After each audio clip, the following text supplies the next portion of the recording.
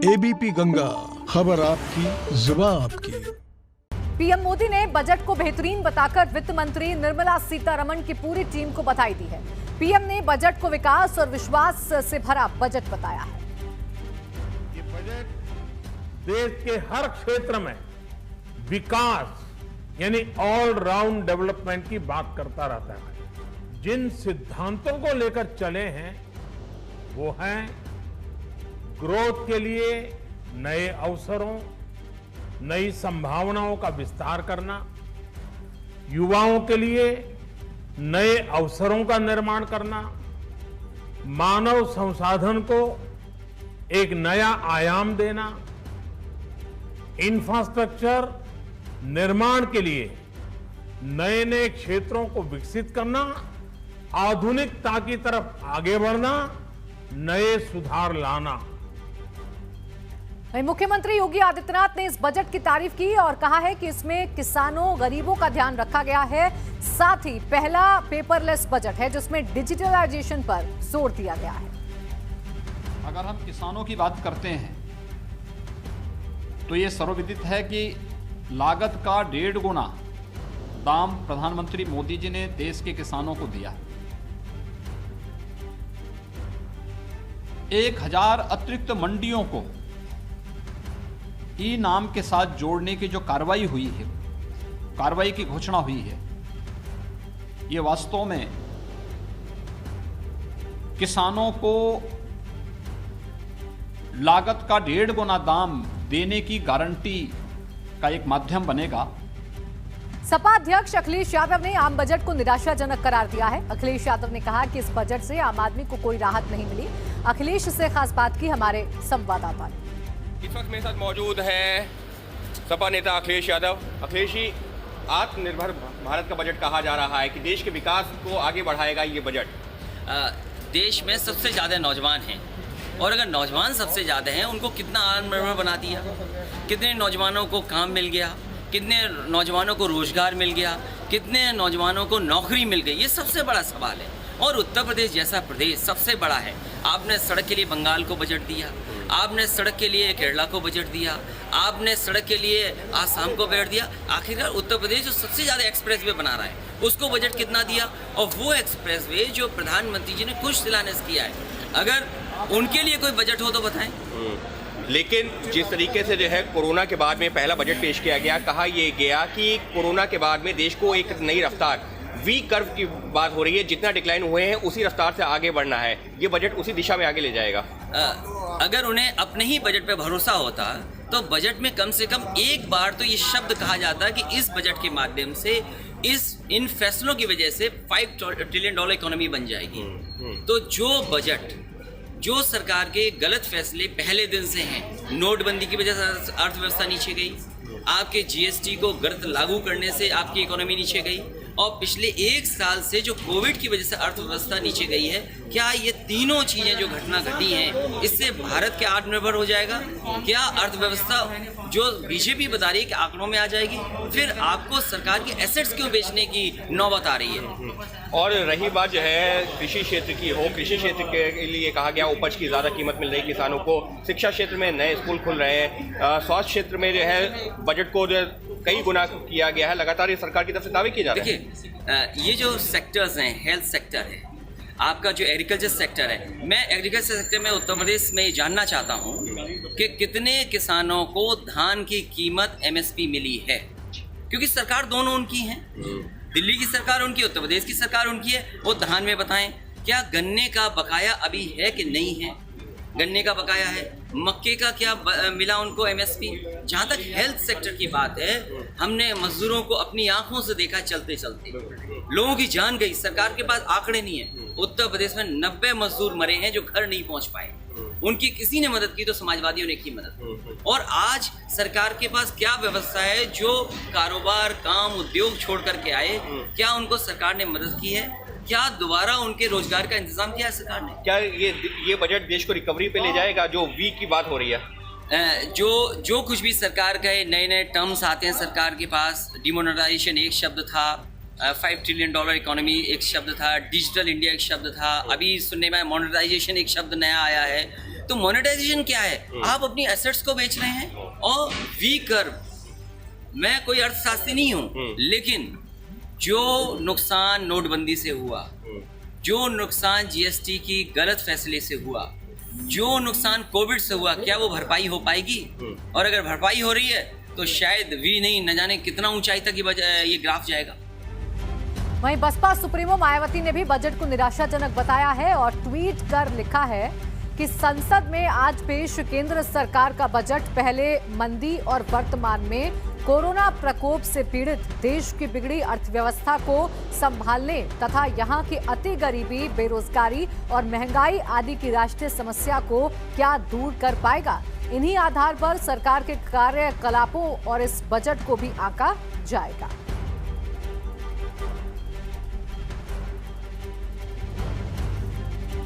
उधर कांग्रेस नेता और राज्यसभा सांसद मल्लिकार्जुन खड़गे ने कहा कि बजट में गरीबों के लिए कुछ भी नहीं है और आने वाले दिनों में होने वाले चुनाव के मद्देनजर ही बजट तैयार किया गया है। ये ठीक बात है, किसी स्टेट को डेवलप करना हम वेलकम करते हैं। कब इनको याद आई है, अब इलेक्शंस 2-4 महीने में होने वाले हैं, तो उस वक्त बंगाल की याद आई है, आसाम की याद आई है, तमिलनाडु की याद आई है, केरला की याद आई है, पौंडीचेरी की याद आई। ये क्यों? तो ये चुनाव जीतने के लिए जो करना है उसके डर से या उसके लिए उन्होंने ये काम किया है। और दूसरा जो है, जितने भी सरकार के ज़मीनें हैं उसको बेचना और जितने भी पब्लिक सेक्टर्स है डिसइन्वेस्ट करना, यानी जो एश्योर्ड एम्प्लॉयमेंट है उसको भी निकालने की उन्होंने कोशिश कर रही है। तो ऐसा इस बजट में खासकर गरीबों के लिए कुछ भी नहीं है। वहीं वित्त मंत्री ने बजट में किसानों की आय दुगनी करने के साथ ही युवाओं के रोजगार के मुद्दे पर क्या कहा, सुन लेते हैं। Party will further strengthen the sankalp of nation first, doubling farmers' income, strong infrastructure, healthy India, good governance, opportunities for youth, education for all, women empowerment, and inclusive development, among others. तो आपने सुना कि किस तरीके से युवाओं को लेकर यहां पर बात हुई है। साथ ही साथ बजट की बड़ी बातें क्या हैं ये भी हम आपको बता देते हैं। बीमा क्षेत्र में एफडीआई 49 से 74% की गई है। भारतीय जीवन बीमा निगम का आईपीओ भी आएगा। इसके साथ ही साथ पेंशनधारी ब्याज से आय वाले बुजुर्ग के लिए रिटर्न जरूरी नहीं होगा। घर खरीदने पर लोन में 1.5 लाख की राहत 31 मार्च 2022 तक जारी रहेगी। तो ये वो बड़ी बातें हैं जो इस बजट की रही।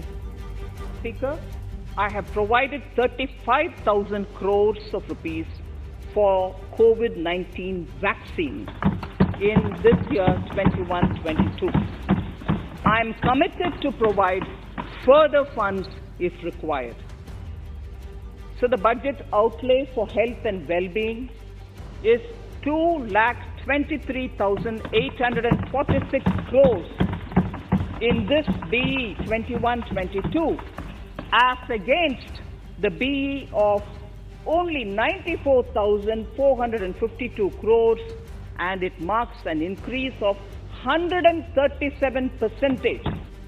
A new centrally sponsored scheme, PM Atmanirbhar Swasth Bharat Yojana, will be launched with an outlay of about 64,180 crores over 6 years. This will develop capacities of primary, secondary and tertiary care health systems, strengthen existing national institutions and create new institutions to cater to detection and cure of new and emerging diseases. This will be in addition to the National Health Mission. The main interventions under the scheme are support for over 17,000 rural and 11,000 urban health and wellness centers. तो infrastructure की 10 बड़ी बातें आपको बता रहे हैं। Development financial institute की स्थापना होगी। डेवलपमेंट फाइनेंशियल इंस्टीट्यूट के लिए बिल लाया जाएगा। ये बड़ी बातें हैं इंफ्रास्ट्रक्चर के लिहाज से। डेवलपमेंट फाइनेंशियल इंस्टीट्यूट की लागत 20,000 करोड़ रुपए होगी। 3 साल में 5 लाख करोड़ रुपए का लैंडिंग पोर्टफोलियो भी होगा। नेशनल मोनेटाइजेशन पाइपलाइन लॉन्च होगी। ये बड़ी बात है इंफ्रास्ट्रक्चर के लिहाज से। पब्लिक इंफ्रास्ट्रक्चर को मोनेटाइज करने पर ध्यान दिया जाएगा, इस पर जोर दिया जाएगा। नेशनल मोनेटाइजेशन पाइपलाइन का डैशबोर्ड बनेगा। नेशनल हाईवेज अथॉरिटीज में भी एफडीआई होगी, ये बड़ी बात है। इसके साथ ही साथ रेलवे भी फ्रेट कॉरिडोर को मोनेटाइज करेगा। ये इंफ्रास्ट्रक्चर के लिहाज से बड़ी बात है। नए एयरपोर्ट्स में मोनेटाइजेशन पर ध्यान दिया जाएगा। अब रेलवे के लिए क्या 10 बड़ी बातें हैं। नेशनल रेल प्लान 2030 तक तैयार किया गया है। भविष्य के लिए रेलवे सिस्टम बनाने की तैयारी की गई है, ये बड़ी बात है। इसके साथ ही साथ रेल प्लान 2030 से लॉजिस्टिक कॉस्ट कम होगी, ये सरकार का प्लान है। जून 2022 तक eastern western dedicated freight corridor तैयार हो जाएगा। सोमनगर गोमो सेक्शन पीपीपी मोड में बनाया जाएगा, ये बड़ी बात है। साथ ही साथ 3 रूट पर फ्यूचर रेडी कॉरिडोर बनाए जाएंगे। दिसंबर 2023 तक 100% ब्रॉडगेज का इलेक्ट्रिफिकेशन होगा। यात्रियों के लिए विस्टा डोम कोच की शुरुआत भी होगी। इसके साथ ही साथ बड़ी बात यह है कि रेलवे के लिए बजट में 1.10 लाख करोड़ रुपए का प्रावधान है। 1.07 लाख करोड़ रुपए कैपिटल के लिए रखे गए। ट्रांसपोर्ट के लिहाज से बड़ी बात, शहरी इलाकों में बस ट्रांसपोर्ट सिस्टम शुरू किया जाएगा। बस ट्रांसपोर्ट सिस्टम के लिए 20,000 बसें तैयार होंगी। बड़ी बात यह भी है कि ऑटो सेक्टर को मदद मिलेगी और रोजगार बढ़ेगा। इसके साथ ही साथ बड़ी बात यह है कि देश में इस वक्त 702 किलोमीटर मेट्रो लाइन है। 27 शहरों में 1016 किलोमीटर मेट्रो पर फिलहाल काम चल रहा है। टीयर 2 शहरों में मेट्रो लाइट्स और मेट्रो नियो की सौगात जो है वो दी जा रही है। कोच्चि मेट्रो 1900 करोड़ की लागत से 11 किलोमीटर की दूरी में दौड़ेगी। चेन्नई में 63,000 करोड़ रुपए की लागत से 180 किलोमीटर का रूट होगा। बेंगलुरु में 14,788 करोड़ रुपए से 58 किलोमीटर लंबी मेट्रो लाइन होगी। नागपुर में 5,976 करोड़ और नासिक में 2,092 करोड़ से मेट्रो चलेगी। अब सबसे महत्वपूर्ण देखिए इस बजट में क्या होता है, क्या सस्ता क्या महंगा। लोहे के सामान सस्ते हो गए हैं, जबकि मोबाइल और चार्जर महंगा हो गया है इस बजट के सामने आने के बाद। इसके साथ ही साथ और क्या चीज सस्ती हुई है, देखिए स्टील भी सस्ती हो गई है, लेकिन इसके साथ ही साथ जो इलेक्ट्रॉनिक सामान है वो महंगे हो गए। यानी आप टीवी खरीदना चाहते हैं, रेफ्रिजरेटर खरीदना चाहते हैं, अगर आप वॉशिंग मशीन खरीदना चाहते हैं तो ये तमाम चीजें अब महंगी हो गई हैं। इसके साथ ही साथ सोना चांदी जरूर सस्ता हुआ है, लेकिन तांबे से बनी जो चीजें हैं वो सभी महंगी हो गई हैं। यानी तांबे से बना हुआ कोई सामान अगर आप खरीदना चाहते हैं तो वो अब महंगा हो गया है, जबकि सोना चांदी जरूर सस्ता हुआ है। इसके साथ ही साथ नायलॉन के जो कपड़े हैं वो सस्ते हो गए हैं, लेकिन अगर आप कार लेने की प्लानिंग में हैं तो अब आपको थोड़ा सा ज्यादा अब पैसे देने होंगे, क्योंकि कार जो है वो भी महंगी हो गई है इस नए बजट के मुताबिक। तो क्या सस्ता क्या महंगा ये हम आपको बता रहे हैं। नायलॉन के कपड़े अगर सस्ते हुए तो कार महंगी हो गई है। चमड़ा दीवार वाला पेंट जो है वो सस्ता हो गया है, जबकि विदेश से आने वाले पार्ट्स महंगे हो गए हैं। ये जरूर महत्वपूर्ण है। टैक्स पेयर के लिहाज से इस बजट में क्या कुछ खास रहा है। टैक्स से जुड़ी बड़ी बातें हैं कि 75 साल से ज्यादा उम्र के लोगों को आईटी रिटर्न से छूट दे दी गई है। इनकम टैक्स स्लैब में कोई बदलाव नहीं किया गया, ये सबसे अहम रहा है। पेंशनधारियों को बजट में जरूर राहत दी गई है, ये भी अहम बात रही है टैक्स से जुड़ी हुई। टैक्स विवाद के लिए डिस्प्यूट रिजोल्यूशन कमेटी बनाई जाएगी, इसका भी ऐलान किया गया है। 10 लाख तक की विवादित इनकम वाले लोग कमेटी में जा सकते हैं, अपनी शिकायत रख सकते हैं। टैक्स विवाद के लिए नेशनल फेसलेस एपीलेट ट्रिब्यूनल बनेगा। टैक्स ऑडिट के दायरे को बढ़ा दिया गया है, ये भी अहम बात है। टैक्स से जुड़ी हुई ये बड़ी बातें बता रहे हैं। डिजिटल ट्रांजैक्शन को बढ़ावा देने की अब तैयारी की जा रही है। 95% डिजिटल ट्रांजैक्शन होने पर ऑडिट से छूट मिल जाएगा, ये अहम है। 10 करोड़ से ज्यादा टर्नओवर पर ही ऑडिट किया जाएगा। तो टैक्स से जुड़ी हुई ये रही 10 बड़ी बातें। और बजट 2021 की अब 10 बड़ी बातें आपको बता रहे हैं। कोविड वैक्सीन के लिए 35,000 करोड़ रुपए दिए गए हैं। पुरानी कारें स्क्रैप होंगी। ऑटोमेटेड फिटनेस सेंटर बनेंगे। शहरी स्वच्छ भारत मिशन पर 2.0 जबकि 1.41 खर्च होगा। अगले 5 साल में स्वच्छ हवा पर 2000 करोड़ रुपए खर्च होंगे। स्वास्थ्य का बजट 94,000 से बढ़ाकर 2.23 लाख करोड़ कर दिया गया है। 17 नए public health unit national institution of one world health शहरों के लिए जल जीवन मिशन लॉन्च किया जाएगा, यानी ये बहुत अहम है। अगले साल देश में 8500 किलोमीटर सड़कों का निर्माण भी किया जाएगा। भारतमाला प्रोजेक्ट के तहत 3000 किलोमीटर से ज्यादा सड़कें बनाई जाएंगी। किसको क्या मिला ये आप देखिए। कोविड वैक्सीन के लिए ये अमाउंट मिला है, यानी 35,000 करोड़ रुपए। स्वच्छता मिशन के लिए 71,000 करोड़ रुपए। स्वस्थ भारत योजना के लिए 64,180 करोड़ रुपए मिले हैं। ये है जिस तरीके से आज बजट पेश किया गया है। अगली है वायु प्रदूषण रोकने के लिए आपको बता दें 2217 करोड़। जल जीवन मिशन के लिए 2.87 लाख करोड़, जबकि अर्बन क्लीन इंडिया मिशन के लिए 1.41 लाख करोड़ रुपए दिए गए हैं। किसके खाते में क्या मिला है ये हम आपको बता रहे हैं। वायु प्रदूषण रोकने के लिए भी धनराशि जारी की गई है। जल जीवन मिशन के लिए भी धनराशि जारी की गई है। अर्बन क्लीन इंडिया मिशन के लिए भी जारी की गई है राशि, यानी कि जो रहा है हमेशा से रोड मैप मोदी सरकार का, उसको लेकर धनराशि जरूर जारी की गई है उसी को आगे बढ़ाने के लिए। निर्माण क्षेत्र के लिए 1.97 लाख करोड़ रुपए।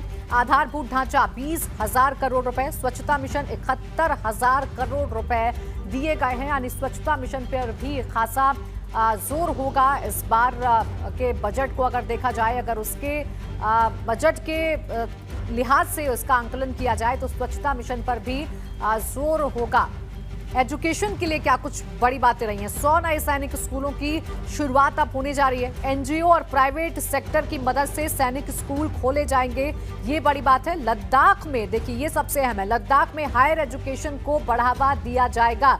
लेह में भी हायर एजुकेशन के लिए सेंट्रल यूनिवर्सिटी खोली जाएगी, सेंट्रल यूनिवर्सिटी बनाई जाएगी।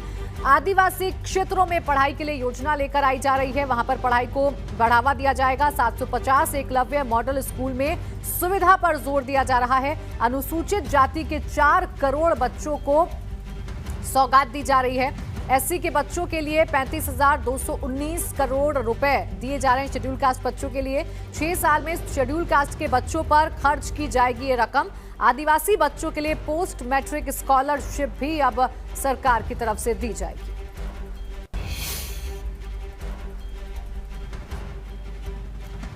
गरीबों के लिए क्या है, one nation one ration card को लागू किया जाएगा। 32 राज्यों में वन राशन कार्ड लागू होगा, ये अहम है। 86% लोग वन राशन कार्ड से अब तक कवर हो चुके हैं और आगे जो बचे हैं उनको कवर किया जाएगा। 14% लोगों को वन राशन कार्ड स्कीम से जोड़ा जाएगा। उज्ज्वला योजना से 1 करोड़ महिलाओं को और जोड़ा जाएगा, ये भी अहम है। One nation one ration card को लागू किया जाएगा, ये गरीबों के लिहाज से बेहद अहम है। साथ ही साथ उज्ज्वला योजना जो है जिसके तहत महिलाओं को सिलेंडर दिए जाते हैं, गैस कनेक्शन दिए जाते हैं, उसमें भी वृद्धि की गई है। अब और ज्यादा महिलाओं तक ये जो उज्ज्वला योजना है उसका लाभ पहुंचे, ऐसी कोशिश सरकार की तरफ से की जा रही है। 1 करोड़ महिलाओं को इससे जोड़ा जाएगा।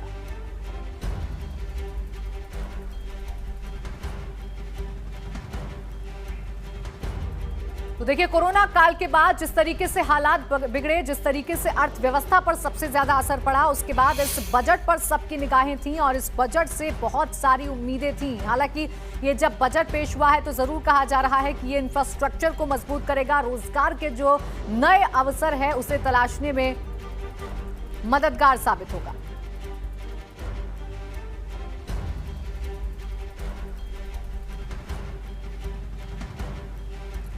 विनिवेश के लिए कानून में बदलाव किए जाएंगे। इंश्योरेंस एंड बैंकिंग सेक्टर के लिए ये बहुत अहम है। LIC के लिए भी IPO लाया जाएगा, ये भी बहुत अहम कदम सरकार उठाने जा रही है। सरकारी बैंकों में 20,000 करोड़ का निवेश किया जाएगा। बजट 2021 के बड़ी बातें, बैंकों को NPA से छुटकारा भी दिलाया जाएगा, ये भी बहुत महत्वपूर्ण है। NPA से छुटकारे के लिए एसेट रिकंस्ट्रक्शन कंपनी, NPA खत्म करने के लिए एसेट मैनेजमेंट कंपनी जो है उसका भी प्रावधान किया गया है। और अब सीधा हम बातचीत करेंगे, हमारे साथ जुड़ गए हैं योग गुरु बाबा रामदेव। बहुत बहुत स्वागत है आपका बाबा रामदेव एबीपी गंगा पर। सबसे पहला सवाल तो मेरा आपसे यही है कि इतने मुश्किल हालातों में जो कोरोना के बाद जो हालात पैदा हुए देश में, जिस तरीके से अर्थव्यवस्था के हालात हुए, उसके बाद जो निर्मला सीतारमण ने ये बजट पेश किया है जिसे आत्मनिर्भर भारत के लिहाज से बहुत अहम बताया जा रहा है, क्या लगता है आपको, कैसा है ये बजट?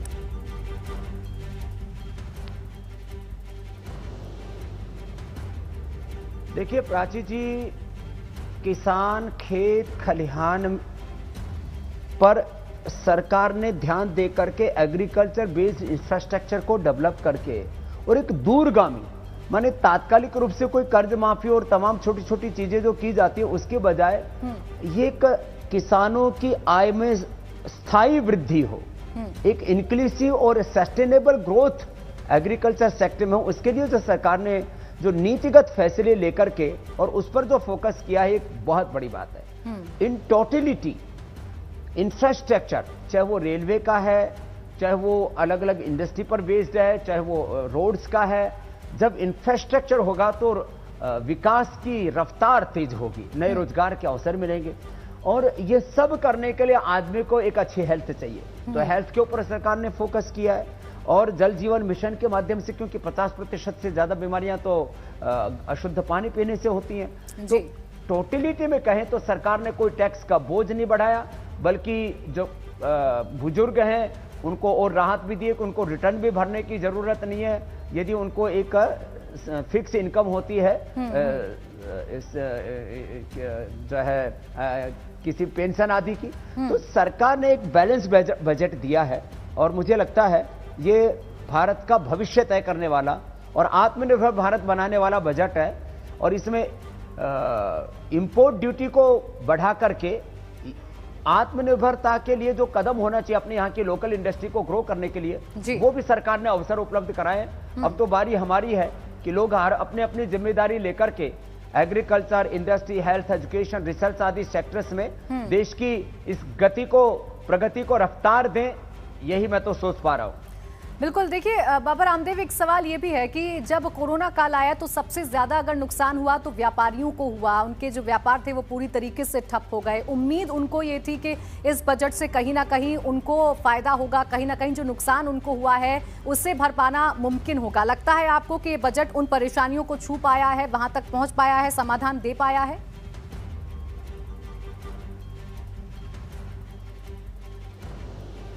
देखिए, सबकी समस्याओं का समाधान तो संभव नहीं है, लेकिन एक हर मुमकिन कोशिश की गई है सरकार की तरफ से कि अलग अलग सेक्टर्स को जो भी वो राहत दे सकते हैं, पहले भी काफी दी है।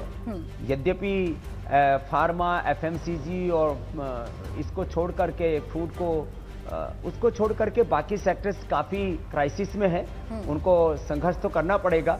लेकिन सरकार ने जो वो बेस्ट प्रोवाइड कर सकती है बजट में, ये कोई वोट बैंक बनाने वाला बजट नहीं है, नेशन बिल्डिंग का बजट सरकार ने दिया है। और उसके लिए आदरणीय मोदी साहब का और हमारे वित्त मंत्री जी का, पूरी सरकार का अभिनंदन करना चाहिए।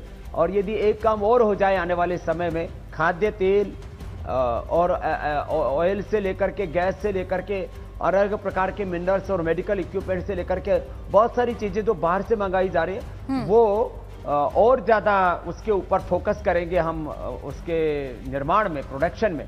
तो मुझे लगता है हम इस देश को बहुत ऊंचाई पर ले जा सकेंगे। जो एक आत्मनिर्भर भारत का सपना है, $5 ट्रिलियन इकोनॉमी का सपना है, या भारत की अर्थव्यवस्था को अमेरिका से भी बड़ा बनाने का सपना है, आने वाले 10-15 वर्षों में वो भी साकार होगा। और मैं तो मानता हूं 2040 तक भारत वर्ल्ड की सबसे बड़ी इकोनॉमिक पावर बनेगा। प्राची, बिल्कुल। देखिए, आपकी इसी बात को मैं आगे बढ़ाती हूँ क्योंकि आप हमेशा स्वदेशी की बात करते हैं और हमेशा यहाँ के जो प्रोडक्ट्स हैं उनको बढ़ावा देने की बात करते हैं, और कुछ ऐसी ही झलक हमें इस बजट में देखने को मिली है। आत्मनिर्भर भारत की बात लगातार ये सरकार कहती आई है और उसकी झलक हमें बजट में देखने को मिली है। क्या लगता है आपको, कितना आसान होगा ये रास्ता और कितनी जल्दी तय कर पाएगा भारत ये रास्ता जो हम सपना देख रहे हैं और ये सरकार भी देख रही है?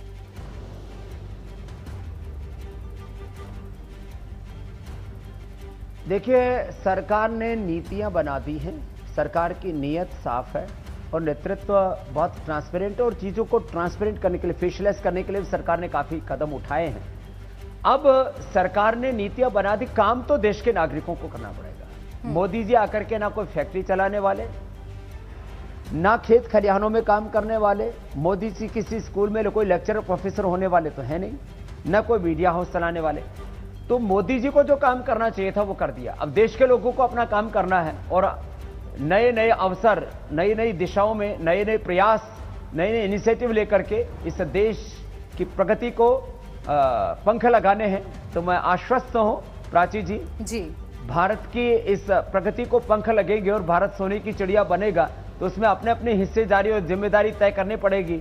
मैंने पतंजलि की ओर से, ऋषि सोया की ओर से जो करना चाहिए, अपनी जिम्मेदारी लेनी चाहिए, वो ली हुई है। और ईस्ट इंडिया कंपनी से लेकर के और आज तमाम जो एमएनसीज हैं, उन्होंने जो आर्थिक और सांस्कृतिक लूट इस देश की उस गुलामी से, लूट से बाहर निकालने के लिए जैसे मैं पुरुषार्थ कर रहा हूं, ऐसे सभी लगेंगे तो निश्चित रूप से प्राची जी, प्राची से सूर्य उगेगा और अंधेरा छटेगा और सब दिशाओं से प्रकाश और प्रगति का नया दौर शुरू होगा। बिल्कुल, देखिए उम्मीद तो हर एक भारतवासी को यही है कि इस तरीके के जो हम सपने देख रहे हैं वो जल्द से जल्द पूरे हो जाएं। एक और सवाल है स्वास्थ्य के सेक्टर से जुड़ा हुआ, क्योंकि इस बार जो अच्छा खासा बजट है वो हमने देखा है कि हेल्थ सेक्टर पर सरकार खर्च कर रही है, बढ़ावा दे रही है।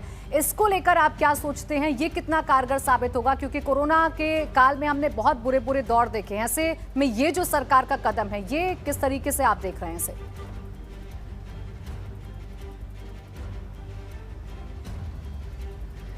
देखिए, जान है तो जहान है, और जान भी जहान भी मोदी जी ने मंत्र भी दिए। और ये सच है कि भारत शारीरिक रूप से, मानसिक रूप से यदि स्वस्थ होगा तो ये हम, चाहे वो एग्रीकल्चर है, चाहे इंडस्ट्री है, चाहे सर्विसेज हैं, हर सेक्टर में हमको आगे बढ़ने के लिए स्वस्थ तन और मन चाहिए। उसके लिए सरकार ने अपने पूरे खजाने खोले हैं, इसके लिए भी सरकार का अभिनंदन है और ये होना ही चाहिए था। इससे पहले कभी भी किसी बजट में इतना ज़्यादा हेल्थ को फोकस नहीं किया था। इतने चैलेंजेस के बावजूद, कम टैक्स कलेक्शन होने के बावजूद सरकार ने अलग अलग तौर तरीके चाहे अपनाए हों, लेकिन देश के लिए, उनकी जिंदगी को बचाने के लिए और इस देश के विकास के, प्रगति के पंख जो है वो लगा करके एक विकास की नई ऊंची उड़ान भरने के लिए जो भी करना चाहिए था, सरकार ने बहुत शिद्दत के साथ वो किया है। बिल्कुल, देखिए जब यहाँ स्वास्थ्य सेक्टर की बात चली रही है तो एक सवाल और है जो आपसे पूछना यहाँ पर ज़रूर अहम हो जाता है कि जब हम स्वास्थ्य सेक्टर की बात करते हैं तो अब एक नया जो टर्म है जो फिर से उभर कर आ रही है, जो भारत की पद्धति रही है, वो है आयुर्वेदिक चिकित्सा। लगता है आपको कि आने वाले दिनों में इसके अब नए आयाम खुलेंगे और इससे जुड़े हुए आप क्या सलाह देना चाहते हैं सरकार को? क्योंकि अब 6 पिलर्स की बात सरकार कर रही है, प्रिवेंटिव और क्यूरेटिव होने की बात सरकार कर रही है।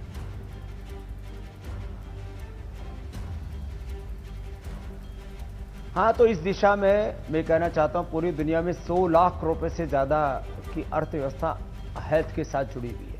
100 लाख रुपए से ज़्यादा। इसमें भारत की भागीदारी मैं 20-25% चाहता हूँ। मैंने 20-25 लाख करोड़ की भारत की भागीदारी हो, योग को लेकर के, आयुर्वेद को लेकर के, नेचुरोपैथ को लेकर के। क्योंकि जो भी इंक्लूसिव और सस्टेनेबल हेल्थ की बात है, प्रिवेंशन और क्योर की बात है, and primary prevention, secondary prevention, और जो अलग अलग बीमारियों को लेकर के जो एक बहुत बड़ा दौर चल रहा है पूरी दुनिया में कि लोग जो है एक के बाद दूसरी डिजीज के कॉम्प्लिकेशन, ड्रग के साइड इफेक्ट्स, और ये पूरा का पूरा एक ड्रग माफिया का कुचक्र इससे बचा सकता है तो वो भारत ही बचा सकता है। और योग आयुर्वेद में हमारी जो स्वदेशी चिकित्सा पद्धति में वो ताकत है। मुझे विश्वास है देश और दुनिया इस ओर लौटेगी और भारत पूरी दुनिया का इसमें मार्गदर्शन कर पाएगा। और हो सकता है 10 साल बाद आपको WHO का भी हेड ऑफिस इंडिया में नजर आएगा। प्राची जी, आपका बहुत बहुत धन्यवाद। आप भी ऐसे ही लगे रहिए, हम भी लगे रहेंगे और अपने आंखों के सामने, अपने हाथों से एक बहुत दिव्य भव्य भारत देखेंगे और फिर जो है गंगा की कसम खा करके कहते हैं कि हम अपने हाथों से शहीदों की सपनों का भारत बनाएंगे। AVP गंगा पर ऐसे ही आप ज्ञान की गंगा बांटते रहिए। बिल्कुल, बहुत बहुत शुक्रिया आपका भी हमारे साथ जुड़ने के लिए और हमसे बातचीत करने के लिए और बताने के लिए जो बजट है वो कैसे नए भारत के सपने को साकार करेगा।